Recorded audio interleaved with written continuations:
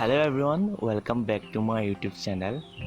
আজি মই আপোনালোকলৈ লৈ আহিছো হাইড্ৰেঞ্জিয়া প্লান্টৰ কেয়াৰৰ বিষয়ে কেনেদৰে যত্ন ল'ব লাগে খুব চমুকৈ। এইজোপা আপোনালোকে দেখিছে হাইড্ৰেঞ্জিয়া, ইয়াক অলপমান ডাঙৰ পটত আপোনালোকে লগাব পাৰে বা গ্ৰাউণ্ডতো লগাব পাৰে। প্ৰথমে আহোঁ ইয়াৰ সয়েল মিডিয়াটো আপোনালোকে কিদৰে প্ৰস্তুত কৰিব। ইয়াৰ সয়েল মিডিয়াটো ৱেল ড্ৰেইন হ'ব লাগে, যাতে পানী দিলে তলেদি ওলাই যায় ফুটাই দি।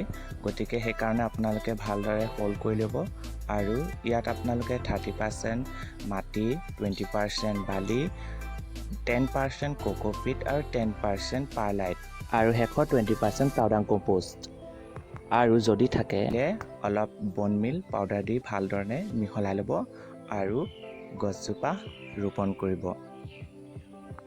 দ্বিতীয়তে আহোঁ ইয়াৰ ছানলাইট ৰিক্ৰুটমেণ্টৰ কথাটোৰ ওপৰত। আপোনালোকে এই হাইড্ৰেঞ্জিয়া প্লান্টবিধক ছাঁ জেগাত ৰাখিব, কোনোবা ডাঙৰ গছৰ তলত নাইবা বাৰান্দাত ৰাখিব পাৰে আৰু ইয়াক পানী খুবেই প্ৰয়োজন। আপোনালোকে পানী দিব আৰু যদি পানী দিবলৈ পাহৰি যায় তেতিয়া চাব ইয়াৰ পাতবিলাক লেৰেলি যোৱা নিচিনা হ'ব, তেতিয়া আপোনালোকে পানী দি দিব, আকৌ ঠিক হৈ যাব। যেতিয়া ফুলাৰ সময় হ'ব আপোনালোকে আধা ঘণ্টা মানৰ বাবে ৰাতিপুৱাৰ যিটো সূৰ্যৰ পোহৰ সেয়া পাবলৈ দিব আৰু আপোনালোকৰ এই ফুলবিধ খুব ধুনীয়াকৈ ফুলিব।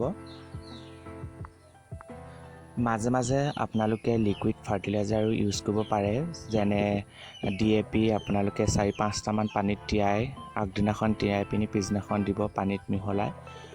আৰু আপোনালোকে কলৰ বাকলিও দিব পাৰে, ধুনীয়া ৰিজাল্ট পাব।